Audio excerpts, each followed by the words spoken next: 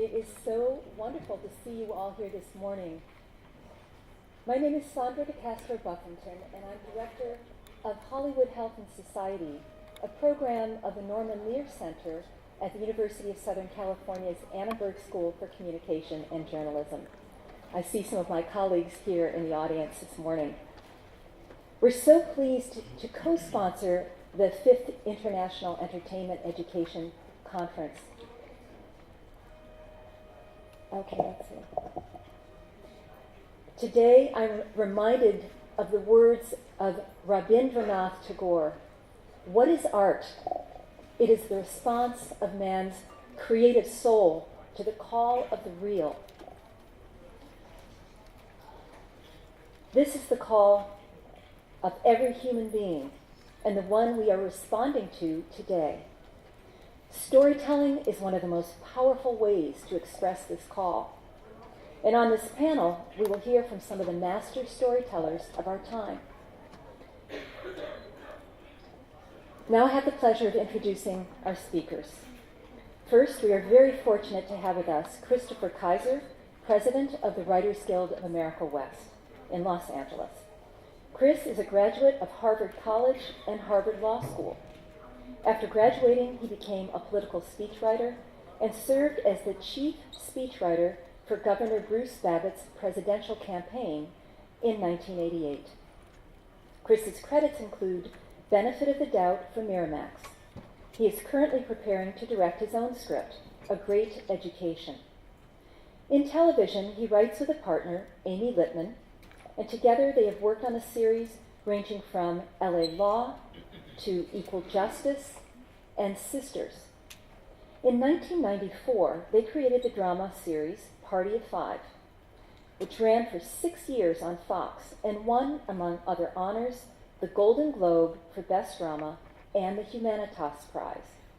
Chris is co-chair of Hollywood Health and Society's board. Next we have Dr. Zoanne Clack.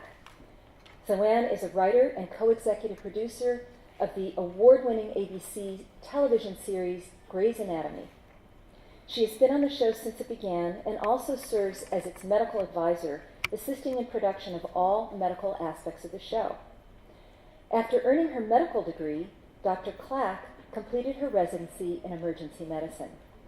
She is the only writer-producer in Hollywood with an MD and an MPH. She's a strong advocate for promoting important health issues through entertainment media. Next, I'm pleased to introduce the esteemed Vinta Nanda, director of Toucan Entertainment and director of marketing at the Great Southern Art Productions. Vinta is a filmmaker, writer, and social activist. She has written, directed, and produced trailblazing TV shows like Tara, Rahat, Kabi Kabi, and Mili. She's also made several documentary films on women's issues and important health topics. Her first feature film, White Noise, won critical acclaim at various film festivals. Vinta is the president of the Village Project, India, an NGO committed to supporting Mumbai's fishermen to develop a central seafront in Mumbai and turn it into a hub for music, fashion, and art. Next, I'd like to introduce Michael Nash, writer, director, and producer of the multi-award-winning documentary Climate Refugees. Climate Refugees was the only film screened by the United Nations at the 2009 Climate Change Conference in Copenhagen. Climate Refugees had its world premiere at the 2010 Sundance Film Festival and was noted by none other than Robert Redford in the New York Times as an agent for social change. Nash's first feature, the critically acclaimed film Fuel, won top feature film honors around the globe. Currently, Nash has 3 television shows in development. And last, but definitely not least, I'd like to present Karen Tenkoff, currently working in feature animation. Ms. Tenkoff worked as film producing partner to Robert Redford, with whom she produced The Horse Whisperer, The Legend of Bagger Vance, and The Motorcycle Diaries, among other exceptional projects. Ms. Tenkoff is also a writer and has sold a screenplay of her own. Her work emphasizes family films and quality storytelling to reach diverse audiences. Now I'm pleased to invite Chris Kaiser to share his remarks with the group. Chris.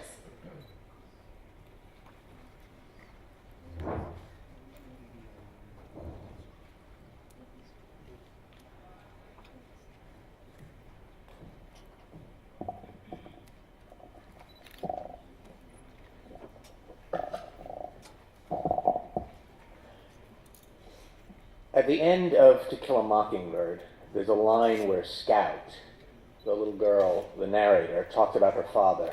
And she says, Atticus was right. One time he said, you never really know a man until you stand in his shoes and walk around in them for a while. That's what we do, writers. We put people in other shoes and we let them walk around for a while. Even though I grew up in a privileged place with open-minded parents who taught me all the right lessons, when I think about the first time I really thought about what it meant not to be prejudiced, for example, I think about Atticus Finch and about Spencer Tracy in Guess Who's Coming to Dinner, and about a movie I saw when I was 10 years old, written by Rod Serling, called A Storm in Summer, about an old Jewish man and a young African-American boy who found each other because they had each lost somebody in a war. I don't know how many people remember that film, but I remember it. I remember how it made me feel. I remember how it made me feel to watch An Early Frost, the first film to talk about HIV and AIDS. I remember how it felt to watch Norma Ray. And now I'm a union boss. I walked around in someone else's shoes for a few hours, and it opened my eyes.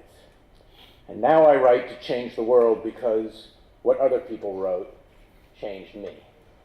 All of us here understand that, not intellectually, viscerally. Nothing has the power to alter how people see the world or how they behave in quite the same way as a story well told. We model the behavior of characters we come to know and love. We allow characters to make mistakes for us. We open ourselves up to new ideas because we are being taught without ever knowing that we are being taught. And that's all part of the job of being a writer. There should be no tension between the obligation to entertain and the obligation to convey positive social messages. We have to do both. Not because we run a video classroom, but because we've been given access to the loudest megaphone and the tallest soapbox in the history of the world. Access to the public airwaves is, as it turns out, a public trust. In any case, we do it all the time whether we intend to or not. Soap operas convey the parameters of acceptable relationships, who it's okay to love or to like or to hate.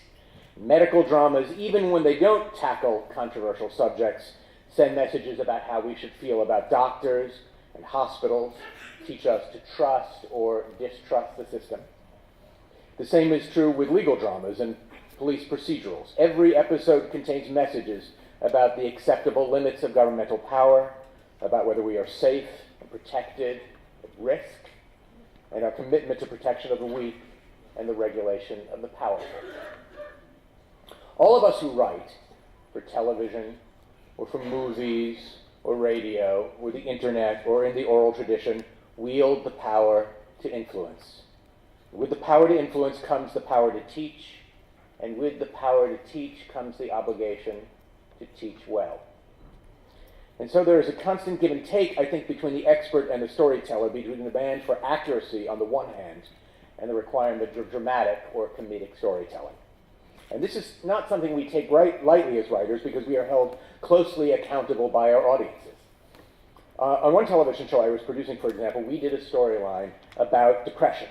And the story got a lot of attention, and the actors who portrayed the characters in the story were invited to be on a bunch of talk shows where they were asked very specific questions about depression, about its symptoms and its treatment. And I watched those talk shows and I thought, what do these people know? They've just been reading my lines. But of course, the same question could have been asked about me. What do I know? That's a complicated question. What did I know? From a medical perspective, of course, I knew nothing until I asked the right questions. But that's not the whole ballgame, because drama, makes an emotional rather than just a logical argument. Good storytellers know more than bad storytellers, in the sense that they are more in touch with what it means to be human and more adept at conveying it. Accuracy is, of course, about getting things right, but it's also about a more basic emotional truth. Our audiences do not watch our stories like they read an educational treatise. Ideas wash over them in a more general way, like a wave that moves across them and then recedes. Often the question is less about getting it completely right than it is about not getting it wrong. For example, my writing partner, before we started writing together, was working in daytime drama, in American soap operas. And one year, the show she was writing did a story about rape. It was very dramatic, overly dramatic, as those things tend to be. But they were also very aware of their obligations to have a conversation about this subject. So they made sure that they talked about the importance of reporting a rape and the process of healing and the way in which family and friends should deal with a rape victim. And then, after months of thrilling and responsible storytelling, they revealed the serial rapist to be the town gynecologist. That is getting it wrong. Getting it right is about a couple of things. First of all, in my experience, it's about subverting the audience's expectations, about catching them off guard. It's like a magic trick, where you divert the audience's attention, and then, while they're not watching, you slip in some truth about what it means to be alive. I did a television show many years ago called Party of Five that Sandra mentioned. It was a character drama, and it ran for a bunch of years. It was about a family of children whose parents had died in a car crash and were left alone to take care of themselves. And that, as it turned out, was the least sad thing that happened to them in the entire series. As with many soap operas, we covered a lot of ground. We dealt with divorce and depression, cancer, abuse in the workplace, in relationships, sexual orientation, premarital sex, abortion, alcohol. Job had nothing on these people. What we learned was the power of messaging obliquely. It turned out that this was the key to the success of the entire show. It seemed to be an argument about a dysfunctional family, and yet it played as an emotional argument in favor of family. And the greatest single response we got was from people who wrote to say that the show had encouraged them to talk to each other for the first time, to sit down and have dinner as a family as they never had before.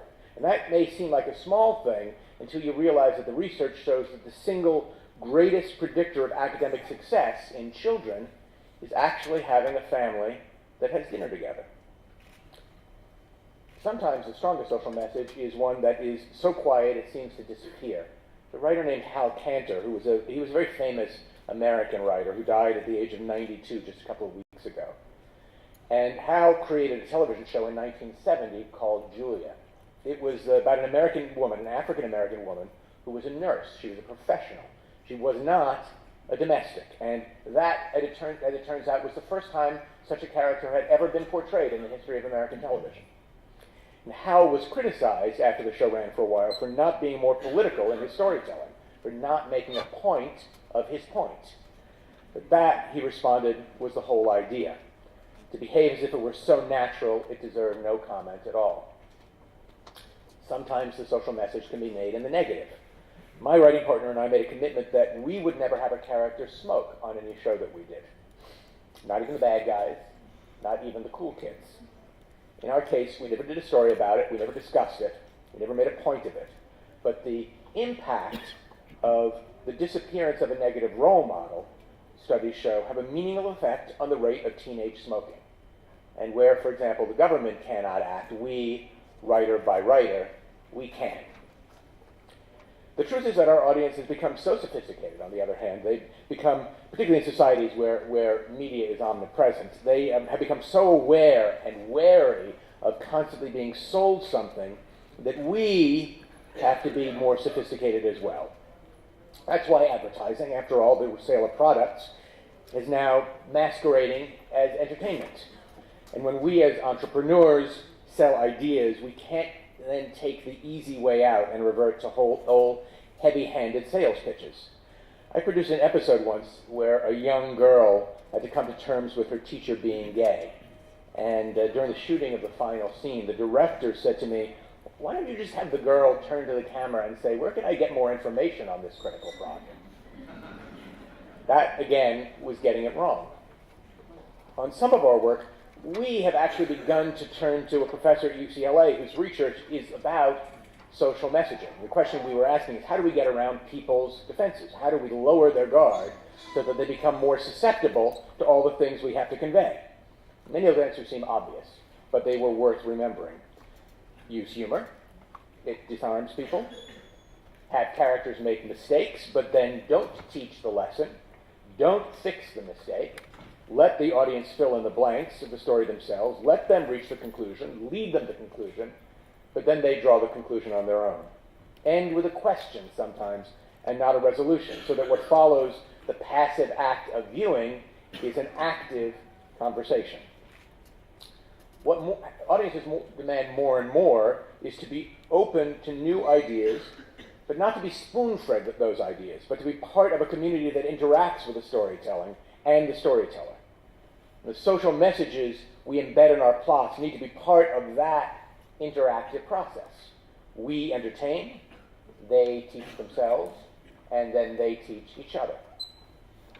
The second part of getting it right is awareness. We, as writers, need to be aware of the issues that demand a voice. The problem, of course, is that this whole enterprise is a little bit like private charity. It's ad hoc. And so some messages are conveyed, and others remain virtually silent. Some of these issues, they tend to lend themselves perfectly to the demands of dramatic storytelling. So questions of public health, for example, or of safety, of hate on the one hand, or tolerance on the other, they're all very, very juicy grist for our storytelling mills. But I have concern about what we do not discuss. And I say this from my vantage point as president of the Writers Guild of America, where I lead most of the men and women who write in television and movies and radio in my country, and some of them in the rest of the world. This is not true for you, of course, who work in the oral tradition. It may not be true for you who produce independent work in other countries. But much of the media in the world today, and almost all of it in the United States, is produced by a small number of very large multinational corporations. As a percentage, there are many fewer independent voices than there were some decades ago. And I do not think it's a coincidence that the work we produce, on the whole, is less subversive than it once was.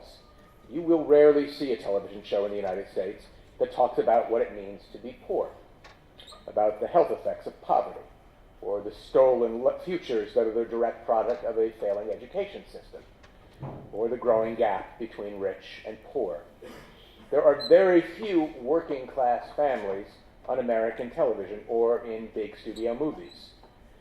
Great societies are capable of withstanding the critical gaze of their own artists.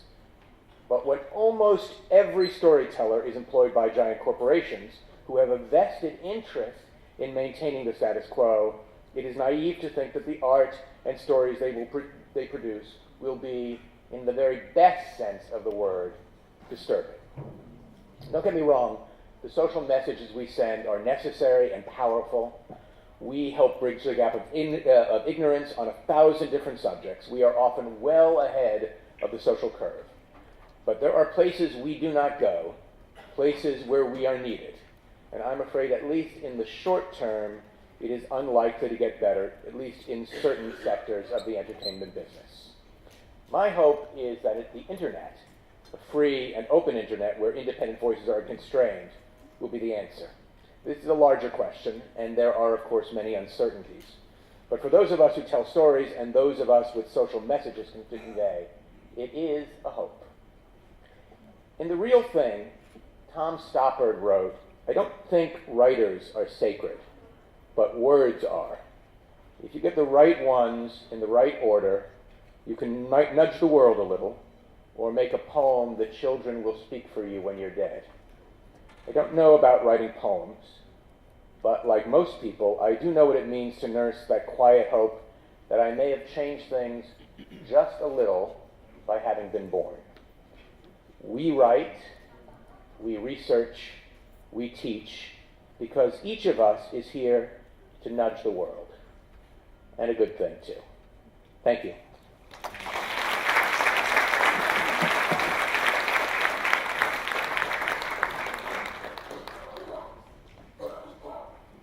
Thank you, Chris. That was terrific and inspiring. And we're going to hear more from you on the panel. I'd like to now turn to ways in which we actually inspire writers like the ones on our panel today. How do we get health content into these storylines? And I'd like to also answer the question of, does it make a difference? Are people learning, and are they taking action as a result?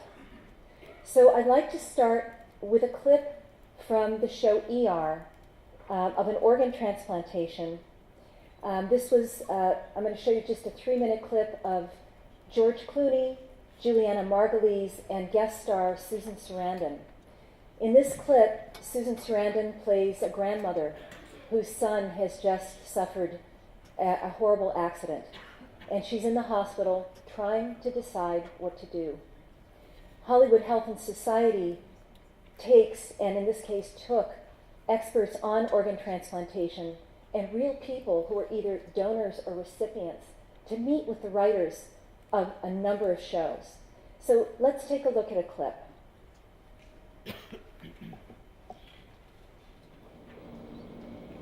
What was Billy like?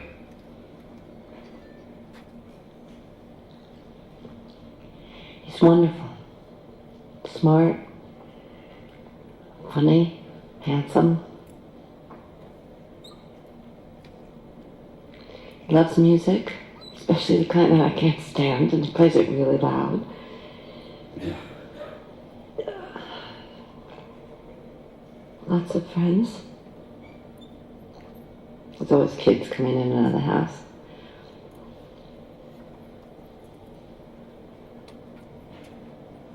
Big heart. He really cares about people. Even the little kids, I mean, that's really unusual. Sounds like a great kid. Yeah. Generous.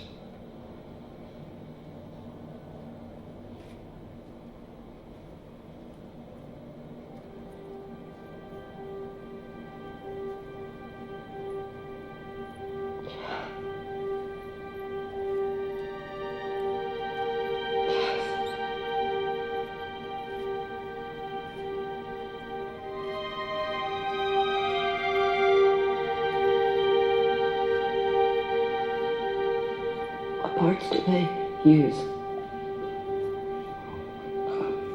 Kidney.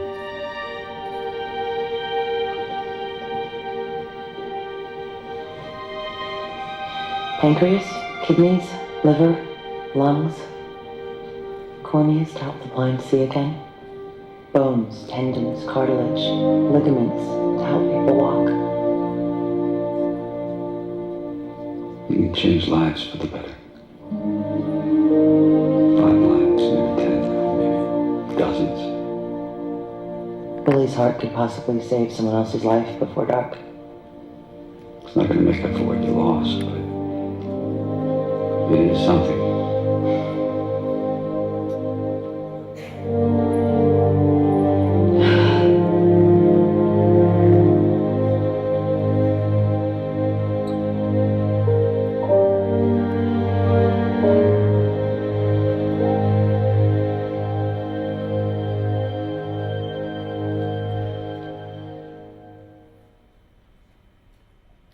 Very moving. Yesterday we had a discussion about the need for sustained and systematic outreach to the industry so that we're not sending a message once, but that it comes over and over again, year after year, in multiple ways. So now let's take a look at a very short clip. This is about a minute in length, also on organ transplantation, and this is on the show Numbers. Doing it at the DMV.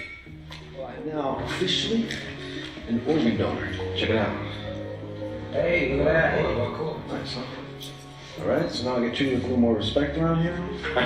You know, if more people took that simple step, can you imagine the ramifications? Well, basic economic theory, black markets rely on a shortage of a regulated commodity. That's right. Increase the supply, the black market disappears. There's a couple extra applications in case anyone wants. No, that's all right. I already got my sticker. Yeah, look, I've been an organ donor for years. Yeah, me too. So we wanted to know, how these storylines impacted people. So you can see on this chart that we looked at 4 data sets. We looked at impact evaluations of that episode of Numbers, another on CSI New York, another on House, and another on Grey's Anatomy.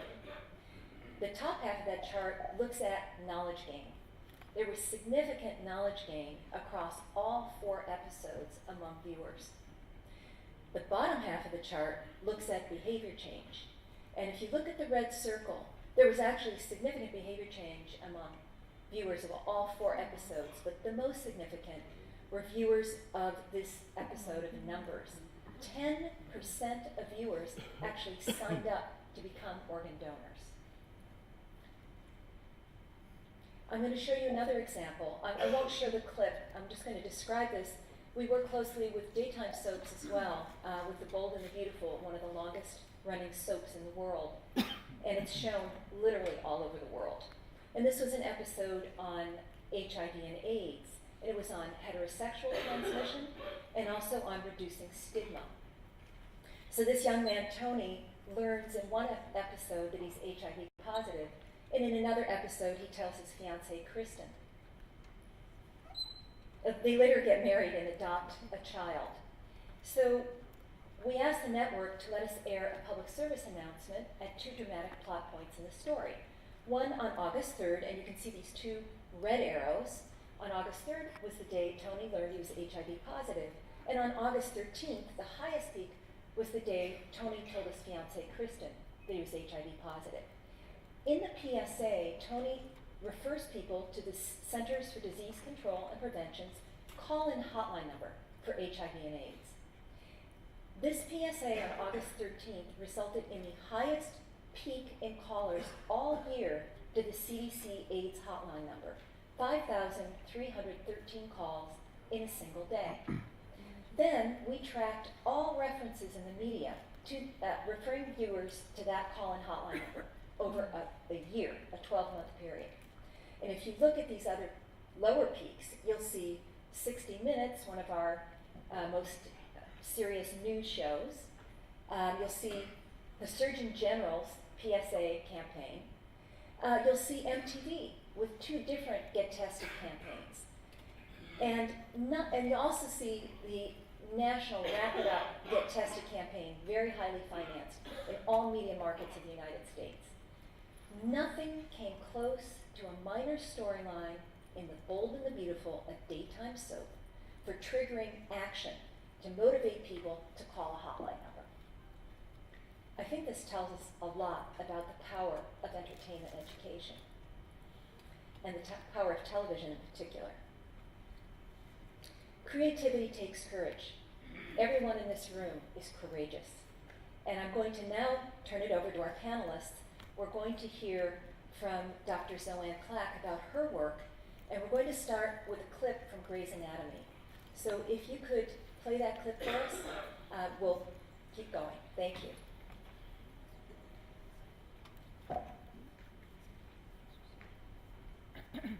Tissue samples was boring, but it's how we found out our patient had a fungus called Cryptococcus. Have you traveled recently to a tropical country like Taiwan or Argentina? No, I've never even been out of this country. Do you live near a bird aviary, or are you around a lot of pigeons? No. What kind of questions are these? We asked his girlfriend to step out because we knew we were going to have to ask some pretty uncomfortable questions.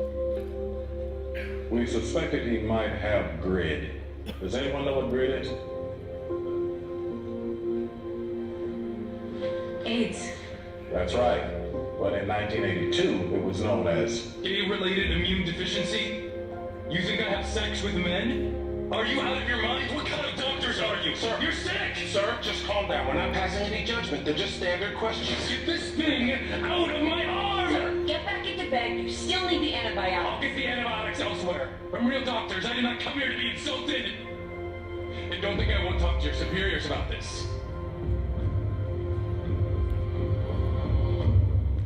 GRID?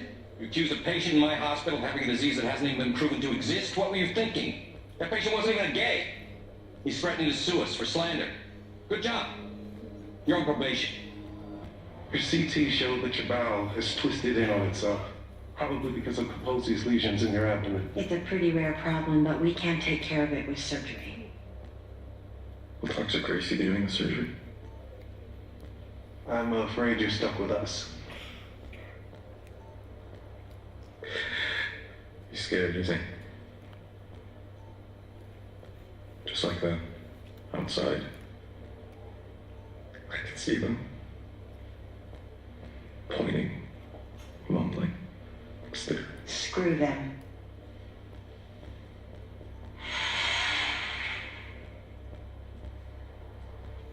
I don't blame them for being scared. I'm scared. I used to be scared that people would find out that I was gay. And now I can't even hide it anymore.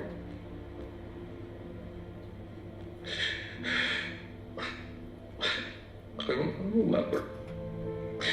An outcast. An untouchable. No one will look at me.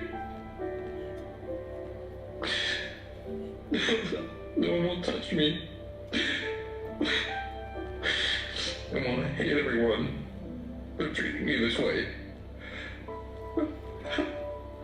How can I hate them for being scared when I'm the one that's been living the lie? This is your chance to change that. Have the surgery. Let us operate. What's the point? No one recovers from this. No one does. For all you know, there could be a cure for this thing tomorrow or next week. Let us operate.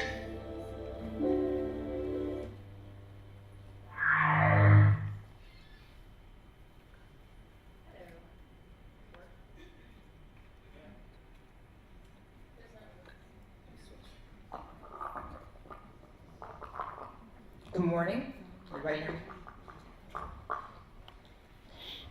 Like Sandra said, I'm Zoe Clack. I write for Grey's Anatomy, and I've written for it for the last 8 years. I'm an emergency medicine physician by training, and I have a master's in public health. And apparently I'm the only one in Hollywood that has both of those titles. Go figure. You'd think all of us would. So when I was writing this episode, I actually had a similar dilemma as you guys in the way that I had my boss wanted to do a show about lectures. So I had something that I had to write a story about, but unlike you guys, I was not passionate about lectures and did not know how to make a story about that could be somewhat interesting and intriguing for an audience of millions. In fact, when I was in med school, I avoided lectures like the plague. So in order to actually make these interesting, I had to try to find some inspiration as to how we could do that. What we decided to do was tell a series of flashbacks where some of our characters would highlight some of their most important patients that they'd seen through the years. This flashback went back to 1982, obviously when we were just finding out about HIV and AIDS. And the way we decided to kind of structure the lectures was an inspiration by a fellow named Randy Pausch. I don't know if anyone has heard of him. He has a YouTube video where he's doing what's called his last lecture. And we were always inspired by that in the writer's room and how we could make that somewhat interesting and put that up on a platform. Randy Pausch was a Carnegie Mellon professor who lectured to students and faculty while he was dying of pancreatic cancer. He had about 6 months to live, but was still doing rather well, and wanted to give kind of an inspirational lecture to his students and to his faculty. He did kind of a life skills lecture where he talked about his life and the decisions that he made and decisions that he would make if he was going back. It was funny, it was revealing, it was poignant, and then at the end, I think the most poignant part was that he actually was doing this not for the faculty, not for the students, but for his kids, for his legacy. And we always thought that that was an amazing kind of, it's just, when you get to that point, it's kind of like chilling and it sends goosebumps all over. So we had always tried to find a point where we could do that. So we merged that kind of last lecture with Richard, who was the chief of surgery, who was struggling with alcoholism at the time. And he had just gone through rehab, did not know if he was going to come back to medicine. So we gave him kind of his last lecture, which inspired him actually to keep working. And because, you know, he went back to this case where he went back to this case where in 1982 he was an outcast, being the only African-American surgical resident, along with Ellis, was the Caucasian woman, who was the only woman resident, surgical resident. So together, them being the outcast and helping this person who had HIV, well, AIDS, who was also an outcast, who had tried to live a lie, kind of like they were living a lie. It all merges together, the personal and the health issues. But they were living a lie because they were both married and having an affair, blah, blah, blah. And that spoke to this homosexual who was, you know, living a life like he was not and had to come out when he actually had the Kaposi's lesions and couldn't hide it anymore.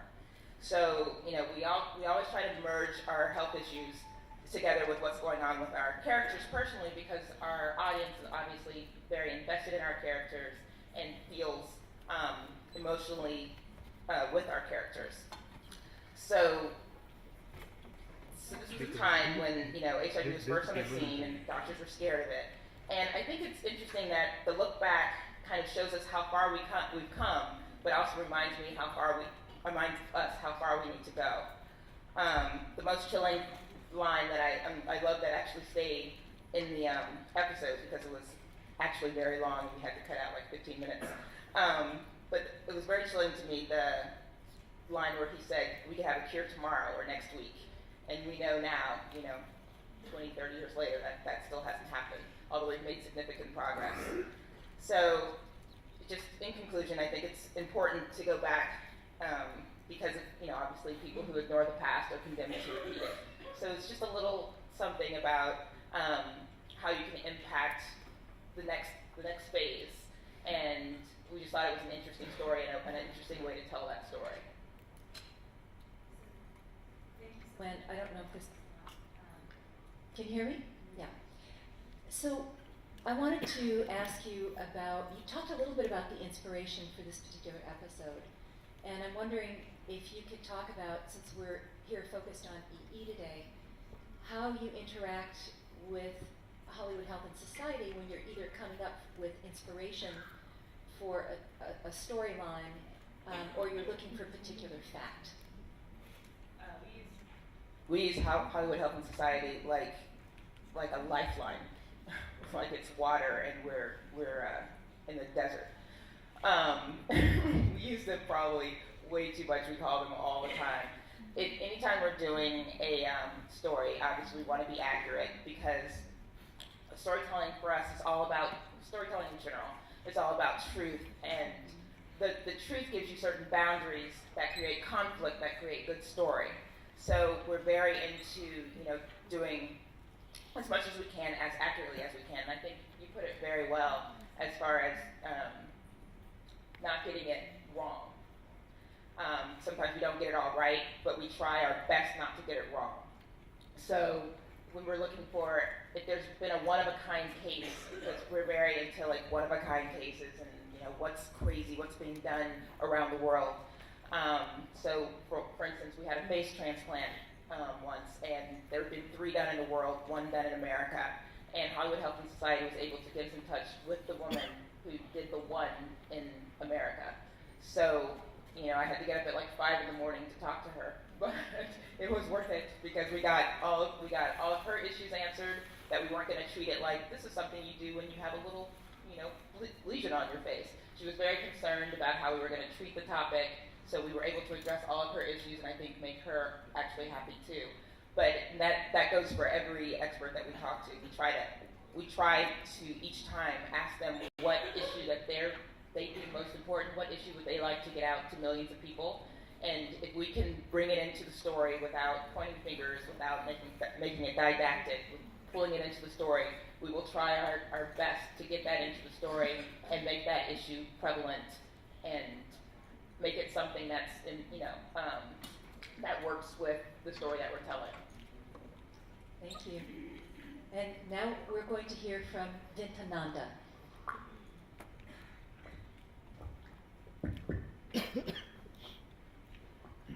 I have a really interesting journey with the entertainment education model in India. Basically, I started out as a assistant director in the film industry, and I was working with various directors in television and in film when I started my career in the mid-80s. And in Mumbai, I was working with Shekhar Kapoor, with Mahesh Bhatt, Raman Kumar, Kundan Shah, various directors. At the time, my eureka moment happened, and I said, oh, I want to be a director now, because I know what I need to do to be a director. But the entry points in the industry at that time were very few, and it was very difficult to find a way to convince somebody to hire me as a director or accept my scripts. And it was in that phase when I was, looking for ways to direct my first project that I happened to meet Augustine Velliet, who's here in the audience, who was then the communication officer of UNICEF, through a friend. And while telling him that, I'm at this stage of my career and I'm looking for a way to start up, he asked me many questions. And amongst them were which are the films and television serials that I have been an assistant director in. I had assisted in a very popular serial called Ye Jo Hai Zindagi in those days, which had very popular actors, stars acting in that show. And his next question to me was, do you know them and are they accessible to you? So I said, yes, they're very good friends. I've worked with them for the last 3 years. So he said, go back to Mumbai and come back to me, right back to me in Delhi and let me know if you can get them to do short films, 1-minute spots on issues like immunization, safe motherhood, maternal and child health, etc. So I went back to Mumbai, I spoke to my friends and I said that, there are these issues which require you to speak for. Would you be comfortable doing them? And they were all like more than ready to come in and do whatever it took, give whatever it takes for such things. When I called Augustine and I told him, look, they're all ready to do it, he called me and a team of my, team with me, one writer, a producer, and he called us to Delhi. We came, we sat with him, his team in UNICEF, and they sensitized us to these issues. We went back, wrote scripts, sent them to him, they were approved at UNICEF, and the first 1-minute spots were made on issues of immunization, safe motherhood, tetanus, various other things like that, health issues. Which was, at that time there was only one channel in India, one television channel, the public television channel, Doordarshan. These 1-minute spots were shown on that channel just 1 minute before the prime time news at 9 p.m. which used to come at that time. And they became very, very popular. Everybody started talking about them. As per what I was told subsequently by UNICEF, that their research showed that they had impacted a huge number of people all over India. And it was actually making a difference. And at that time, there also used to be the government's mobile vans, which used to carry these, films which they used to show in villages because where television had not reached. So these films were shown along with those feature films that these mobile vans used to take. However, this was my beginning with the EE process. And subsequently, I moved on to, meeting, of course, many more people in the development community. Amongst them were people from USAID, amongst them were people from Ford Foundation, people from Voluntary Health Association of India. And, everybody knew about the films we had produced in Bombay, and everybody kind of wanted us to come out with more ideas and more creative thoughts. So slowly as we went along, we produced films for all these organizations, and we ended up coming, reaching out not just through short films. We started making telefilms, we started making television serials, which were shown on Doordarshan. They were dubbed in various languages, And they were all working around stories, the narratives were working around social issues, which ranged from the girl-child issue to water and sanitation, even things like, we ended up making a film on AIDS, which was a really compelling story about three AIDS-affected patients who were living in the same ward, coming from very diverse, different places. One was an ordinary middle-class man who wasn't sure whether he had even passed AIDS on to his wife and child. Another was a housewife who had been affected by AIDS because of her husband, who was no more. And the third was a prostitute who was coming from a commercial sex worker who was coming from a red light area. And the three of them, the film dealt with their relationship while they waited for each other to leave this world. It was a very beautiful film shown on World AIDS Day on Star Plus. By then, satellite television had come in. However, my entire journey with the development community also kind of coincided with my journey in the commercial television space, because by then satellite television had come into play. ZTV was the first television channel which had opened itself out to making television series and shows for various for the urban audiences. And I went to them with a story, which was a story of a series called Tara. It was a story of 4 young girls who had graduated in a small town, and they decide to go to Mumbai to make a life. And their journey, as they go to Mumbai, live together under the same roof, share their experiences, work in different areas of life, and make it big.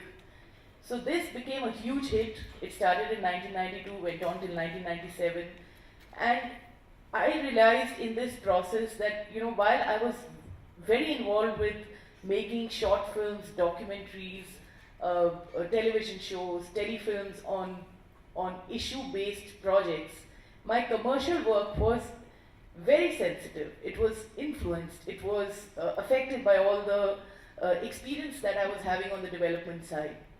And therefore, I was always very careful with my content in the commercial space. And I was very successful with my content on the commercial space. Today, as I sit here, I've made about 16 shows, from Tara to Millie, which was my last show. I made 16 television shows. All of them were in the top 5. I'm talking about the commercial space. All of them were in the top 5, rated. And all of them were sensitive serials which kind of dealt with normal life, characters coming from different spaces, but in some way reaching out to people in a way that they could adapt to change that was taking place. Another one of my very fascinating journeys in while making films was, okay, time's out. So I'll leave it at this. I'm going to ask you one question now.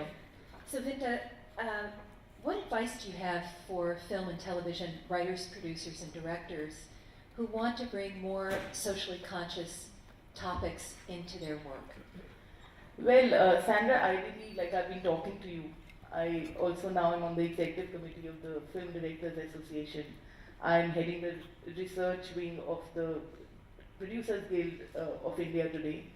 And I've been in conversation with you. The best thing to happen to us in Bollywood would be to have something like this, based on the same model as what you and what she just spoke about. How interesting it is to have a sustained way of writers and directors being able to be informed of the issues that need to be talked about. So we're already talking about it, and I think we'll have something like that with your help very, very soon in India. I hope so. Thank you so much. Now we're going to turn to Michael Nash, and we're going to start with the trailer of his film, Climate Refugees, which will be screened this evening.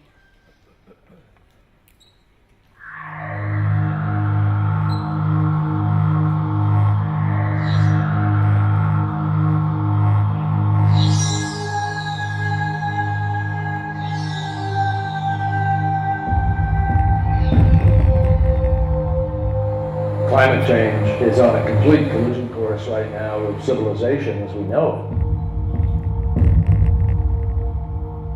Lots of civilizations collapse in the past from environmental causes. And certain climate changes occur. Our responses at the moment are inadequate in terms of coping with these newly displaced people.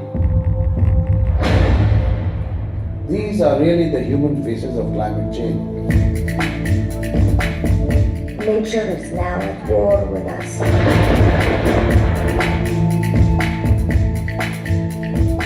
We're going to have to rethink climate change as being some remote environmental issue that the scientists will work out over there.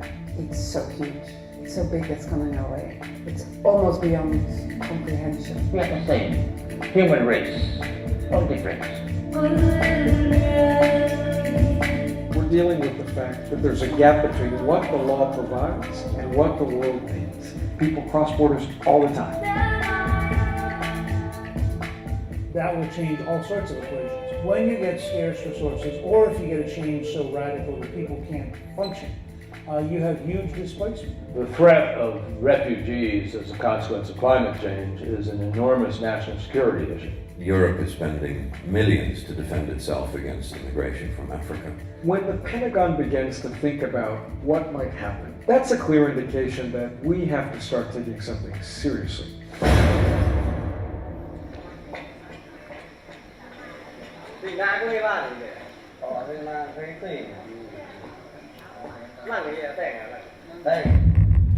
This is not a 100-year or 50-year issue, it's a present issue. It already is affecting the price of food you're putting on the table. It will affect the price of energy that you pay for your home and your automobile. We can meet this challenge. We can transition to a low-carbon economy. We can invent our way out of this problem. We ought to be able to come together, not red versus blue, but the red, white, and blue way.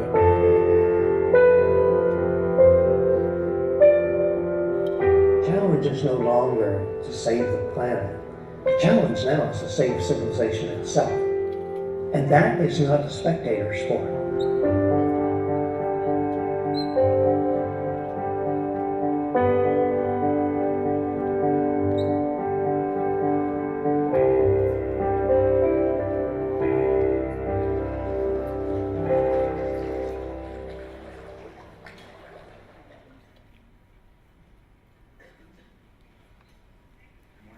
Hello?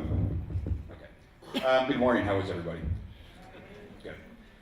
4 years ago, if someone would have asked me really what climate change was all about, I probably would have said polar bears, Greenland, and it's 50 to 100 years away. And within the last 4 years, I've traveled to 47 countries documenting what I call the human face of climate change. And what we've really found was that climate change is today, and it's really all about water and food. And it's going to be a threat multiplier to a lot of issues that you guys are dealing with on a daily basis. So I would recommend any who have the time tonight to come see the film. It starts at 5:30, because I think it's going to illuminate some issues that perhaps have never been brought to light in a film before. What really kind of seems to be at the top of the list for me is that, climate change, the conversation that always takes place is, do we need to reduce carbon or don't we? And I see a whole nother issue that's really never being addressed to this, and that's the humanitarian issue. So I think the climate issue needs to be divided into a carbon-based, solution, and also the humanitarian aspects of all these people who are running out of food and water and are finding diseases spreading, and how we're going to handle all of that, because there's not one international law that actually would give protection to someone who would fit underneath an environmental or a climate refugee. It seems that our lives are created by the stories that we live, and I would ask all of you, or if I asked all of you, what film title best describes your life or your story? What film title or television show title would you pick? Would it be a drama, comedy? Would it be from Bollywood, Hollywood, or Nollywood, or perhaps one of the 25,000 stores in Tanzania that are selling stories? What would your story be? What would the title be that depicts your life the best? And if I gave you the opportunity to draw a line in the sand and pick a new title for the rest of your life, Would you keep the same title? The reason that we're here today is if we turn the cameras on the victims that we're fighting for, they don't have the resources or the education to change their story, to change their title. And have you ever thought about asking them, or if we did ask them, what movie or TV show title best describes your life? I bet there'd be no comedies. What really excites me today, and I think everybody from the Hollywood Health and Society to be up here, is not the stories that we've written in the past, but the stories that we all are going to write in the future. Stories that are going to motivate, educate, illuminate, and influence people who can't fight for themselves. To influence and motivate these people so much that perhaps when future generations are asked what movie title or TV title best describes your lives, maybe they'll pick a title that you start writing today. And that inspires me to be here. And I think, you know, as we all sit here and analyze EE, we never really should lose sight of why we're really doing this. And that's for the people, the human faces out there that are dealing with all of these issues, whose movie titles and story titles are completely different than ours in here. So thanks.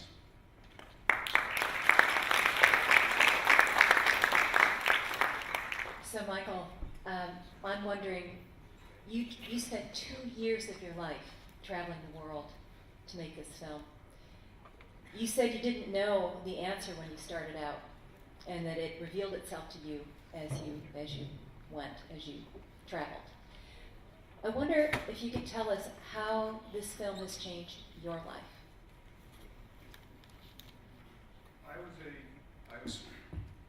I was a storyteller, I think, like a lot of us who had never really been catapulted into the social change or a socially conscious aspect. And when you find yourself as an activist, it's a completely different kind of avenue that we're used to kind of being within. And it happened right out of the gate with this film. The first place we screened this film to was many leaders of the world in Copenhagen and policymakers. And I think what the journey that, and the emotional journey that I've taken, you know, in the last 3 or 4 years, and the knowledge that I've kind of gained is, I think people all around the world, we all have the same common needs. We just want to be able to raise our family and be able to love and be loved and feel important. And every day the world seems to be gaining these massive problems that are challenging all of that. And I guess if there was anything that sticks out on my journey, Sandra, as I traveled through all this, is I never really knew that NGOs existed. You know, I didn't know that all of you guys out there was actually this world out there. And I mean, from the bottom of my heart, it motivates me and kind of inspires me that we're going to be okay in all of this. You know, as filmmakers, I may, you know, be on this journey for 4 or 5 years, and maybe perhaps I move on to another story, but you guys are fighting this fight on a daily basis. So I think as storytellers, when we see these educators and these scientists and these professors and these activists that are fighting this on a daily basis, you know, our hats are off to you. And I would just say that I'm happy to find that. And living in Hollywood, sometimes, you know, Hollywood can be a place that lacks morals and ethics. And as I traveled around the world and met all you people that are doing these wonderful things and making the world a better place, it just made me feel a lot better about the world that we live in. Thank you. And now, last but not least, we're going to hear from Karen Tenkoff, and we're going to start with a clip from the amazing film Motorcycle Diaries. So if you could roll the clip. Voy a presentarle a nuestros voluntarios argentinos, el doctor Sousa Lima, el señor Alberto Granado, el señor Ernesto Guevara. Alberto, entiendo que tú tienes cierta experiencia en vaciloscopía, ¿verdad? Así es. Creo que podría ayudarnos en el laboratorio, doctor. ¿Por qué no va con él y le muestra? Por permiso. Ernesto, tú me vas a ayudar en el hospital con las consultas clínicas. Aquí internamos a los más graves, los trasladamos desde la zona sur. Berlina. Oiga, ¿y las operaciones hacen de este lado? sala del costado tenemos un quirófano. Ella es Silvia, hija de un paciente muy buena enfermera. ¿Cómo está? Se ha mejorado, doctor. Entonces sigue con el mismo tratamiento. Sí. Doctor, entonces ¿cuántos pacientes viven en la zona sur? Casi 600. ¿Todos peruanos? No, la gran mayoría. Pero también hay de Colombia, de Venezuela y de otros países de Sudamérica.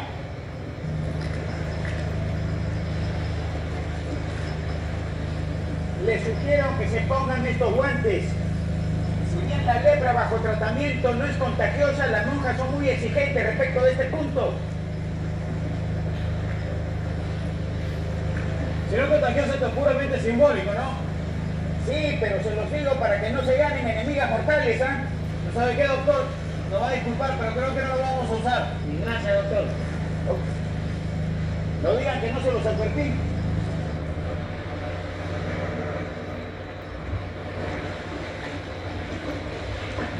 Saca la cara. Pasen por acá, muchachos. Gracias, gracias.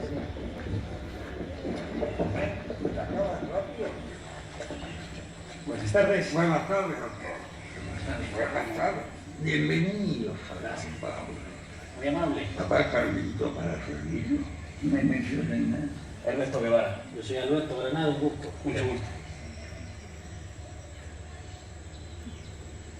Doctor, ¿usted no les explicó las reglas?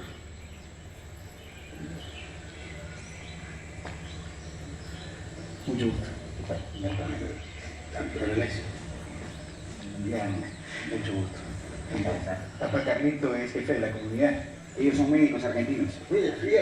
Encantado, ¿eh? Sí. Hasta luego. Son unos caballeros.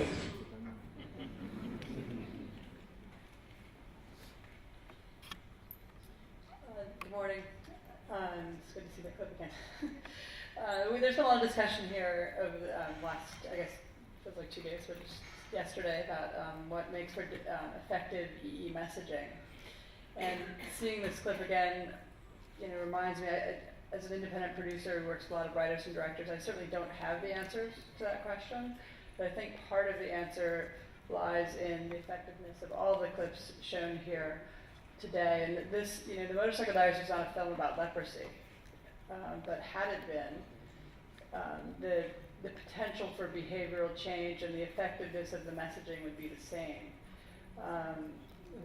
That's few minutes of film and tucked into over an hour and a half of a longer story and a larger story about many other themes is still, in my opinion anyway, illustrative and effective messaging about a very specific public health issue, which may not be dominant in our world today, but nonetheless I think it's illustrative of a type of effective storytelling. And I didn't write it, so I can say that, nor did I direct it. By effectively and with some nuance tucking that in with some humor into the larger screenplay, I would say that whether that's conventional EE or not, I can't say, but I do think that there, through the power of character and the conventions of storytelling, there's an enormous potential for impact in what all of us do. And I would think that, to my mind, the common element in all of our clips is that they profile and bring attention to outcasts, whether they're people who've been outcasts for one reason or another from their cultures. And to me, the power of what we do as storytellers and filmmakers and content generators, or whatever we're calling ourselves now, the power of what we do is to lead the discussion, not always even providing solutions or answers, but to lead the discussion and bring attention to the people whose lives, as Michael said, who don't have the opportunity to tell their own stories. And by profiling and shining a light on those stories and what it means to be an outcast and the issues at hand in any culture is both a responsibility and a privilege. And being here today and throughout this conference, I think I speak for all of us in saying that it's enormously inspiring to see our colleagues from around the world, some of whom are working with, very minimal, bare bones resources, but doing the same thing, telling human stories, shining a light on the outcasts of the world and leading the media discussion about bringing social issues to the fore, and that's just been enormously gratifying for all of us, so thank you. Thank you, Karen. I have a question.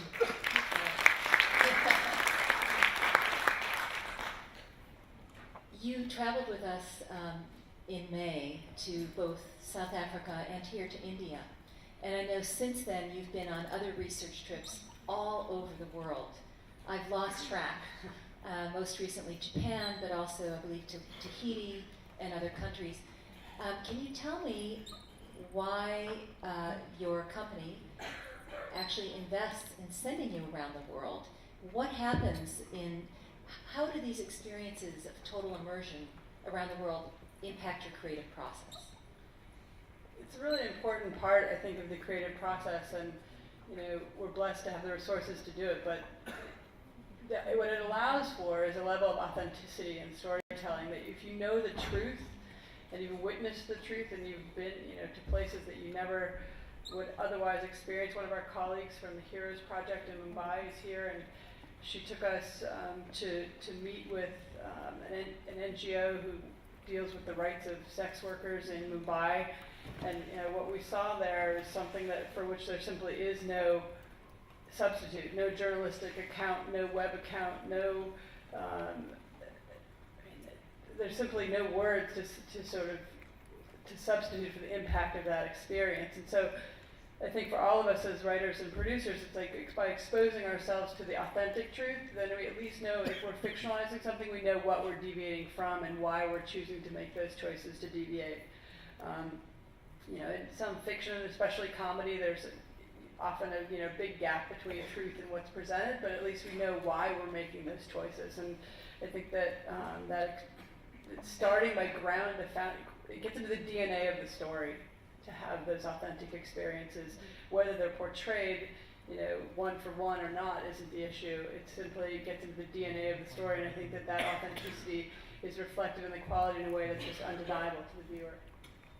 Thank you. I'd like to take a couple of questions from the audience. And do we have a floating mic? So we'll start here.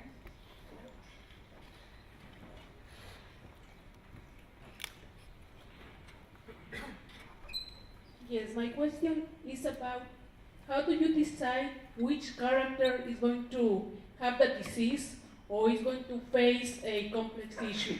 For example, in one of the pictures that you present right there, Tony is the one who has AIDS in the United States, and he has a fiancée blonde. So why Tony and not the black woman? Because being Latino in the United States, most of the time they portray some groups.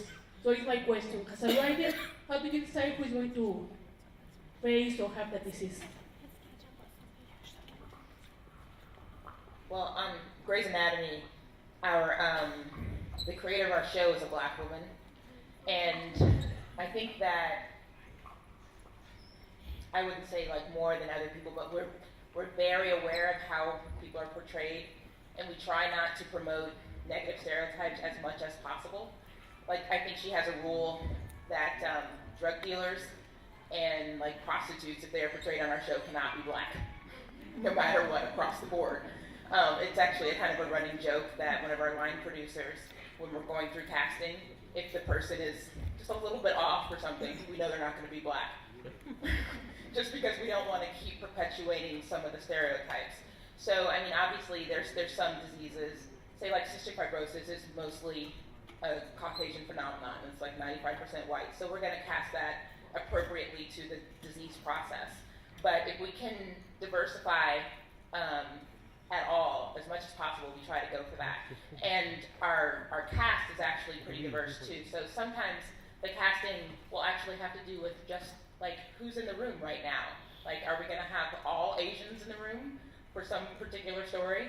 We try to cast based on what we're seeing, because we want to see basically on our show what we see portrayed in the world. So we want to see different races. We want to see different people dealing with different problems. Sometimes we'll try to make our stories we had, I think, an Arab individual once, and he was praying, and had, his dialogue had to do with going through the war and that sort of thing. So will sometimes gear towards a certain like race or culture, but it usually has more to do with the story than it has to do with like the disease or whatever. We try to make it just a human experience as much as possible. Take another question.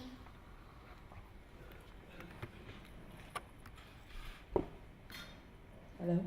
Hi, my question is to Zoanne. Right off the bat, let me just say I'm a huge fan of Grey's Anatomy, and it's like my oxygen. So I just wanted to ask you a couple of questions. One is that, we've been talking about the balance of entertainment and education over the last day, and I was just, we heard about the fact that you have a master's in public health and you're an MD, but I really want to know about the writer in you and the creator in you, and I've just been wondering, has there ever been a struggle between this writer and this person who has a degree in medicine, and you sometimes want to focus a little bit more on the emotions and a little less on nuances of the disease or whatever it is that you're portraying? That's my first question. And the second question is, the characters in Grey's Anatomy are so varied and they're so rich, and I'm just wondering, as a fan of the show, where do you get the inspiration from? Who are these characters that you have experienced in your lives, and if not, then where do you get them from? Thank you. Okay, as far as like the conflict between doctor and storyteller is huge. I often actually, I lose a lot of the conflicts that we have. Like I will tell them, this is what happens, and they will say, this is what we want to do. So we try to merge as much as possible. Fortunately, I've been there for so long that I'm kind of the voice behind, like they actually somewhat respect what I say, except the fact that I've been there for so long, I'm like their friend.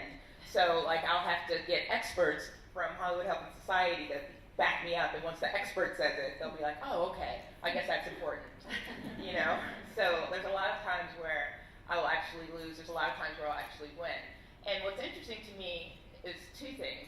One, that the writers have actually opened my eyes to a lot of things, because whereas we think that intelligence and knowledge is very important, creatively, sometimes it can really hold you back. They'll say things in the writer's room like, I want to do this, this, and this, and I'm like, no way, that is medically impossible. And then I will go and try to research and talk to experts and that sort of thing, and sometimes we can work it out where we can actually merge what they want to do and what I thought was medically impossible, and make it possible, and without going completely to fiction, because whereas our show is fictional, the medicine is not, so we're trying to keep it as real and accurate as possible. Their next show is about a man having a baby. But he was a she first. We actually had that episode. But there are times when I actually lose, like there was the character Meredith, who's the main character, had drowned for like 8 hours, and she was intubated, and they took her to surgery because she was hypothermic, which she was too cold. So you're not dead until you're warm and dead. So you warm up people, but sometimes there will be some recovery time after 14 hours of CPR and whatnot. So at the end of that episode, she got extubated, the tube out of her mouth, and she woke up and said words, which I was very adamantly against, but I lost that one.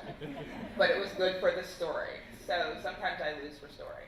And as far as characters, what's interesting is that half of the stories are the people's lives in the writer's room, just, pulled up, made huge, and fictionalized, of course. Yes, all fictionalized. But we get our inspiration from everywhere. They'll bring in experts, the Hollywood Health and Society people, so we can get new characters that will be cast. As far as like the main characters, it's really just experiential. It's we read we have a researcher that reads everything under the sun, and we just draw from human experience basically as much as possible. Friends, and some of you were in here yesterday when I said when you talk to a writer, especially like me, you may have your story on television, so just watch out. I want to also put in a plug. We're having a scriptwriters training workshop this afternoon. So those of you who are interested in getting to know our panelists better and hearing from them, please join us at 1:30. We can take 40 budding script writers in the workshop, and then as many observers as would like to join us. So do we have time for one more question? Martine. My name is Martine from the Netherlands, Center for Media and Health, and I thank the panel for sharing their professional views. We work with scriptwriters and producers in the Netherlands, and this is a strong public broadcasting system. So I think there will be a difference between the commercial broadcasting system and the public broadcasting system. So I have a question. We had yesterday a session about bloopers, about things that were unexpected, that we didn't know before. So I would like to ask the panelists if they could share some of their bloopers, some things that happened that didn't work out as they planned to be. Because I think we learn a lot from things that we want to create and we want to convey, but sometimes it doesn't work out. And how do you deal with that? Because you also have a very important role as when you're a broadcaster, producer. Could someone share one or two bloopers, please?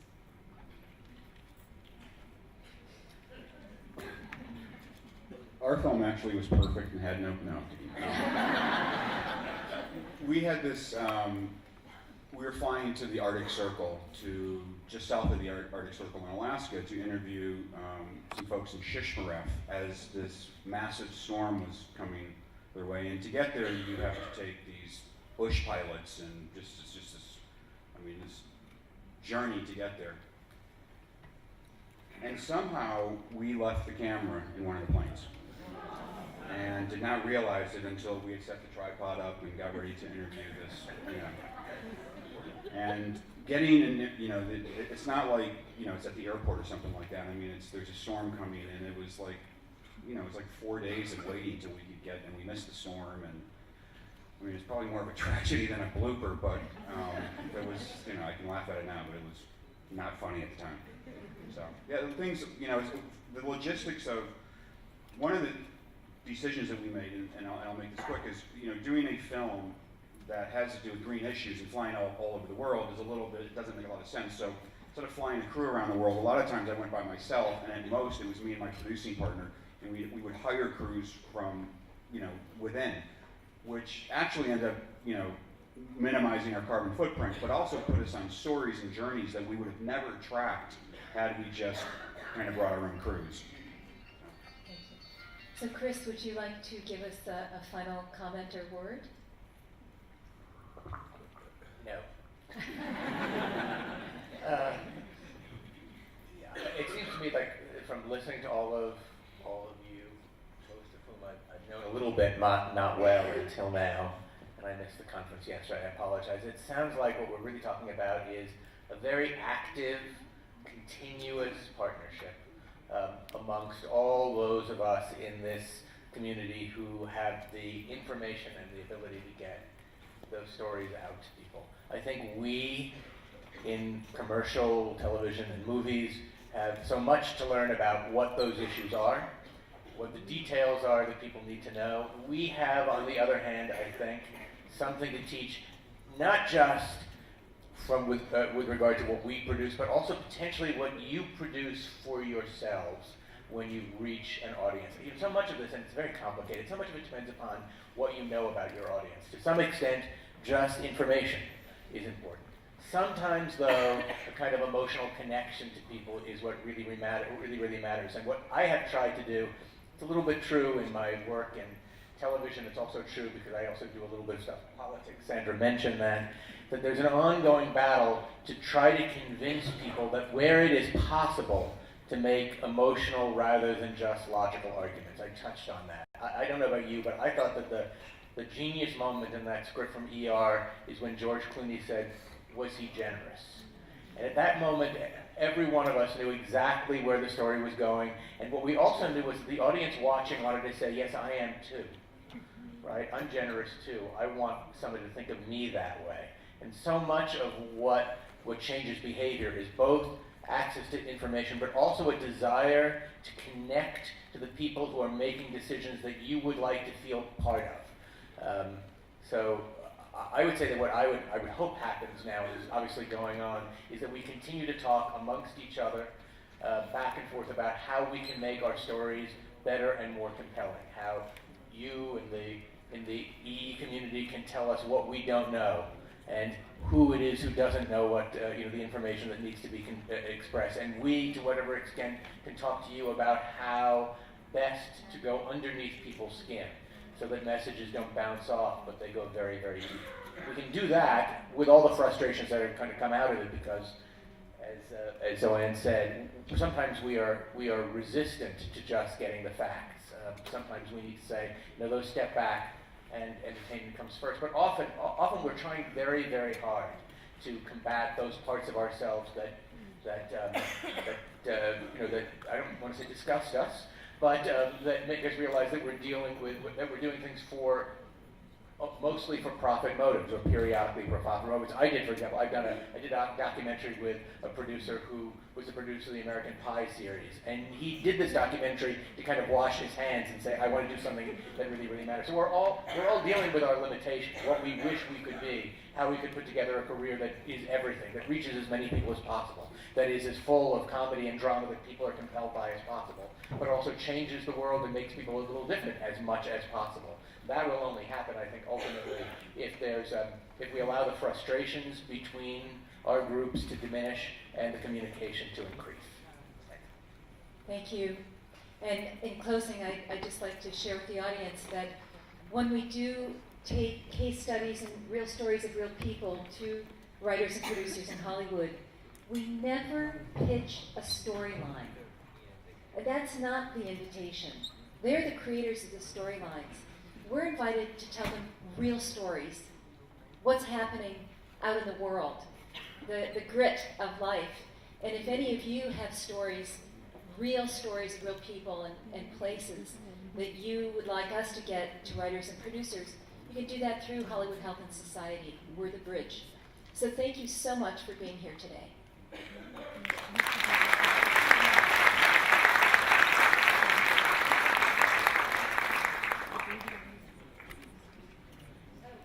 I'm just being reminded we have an evaluation form that we would like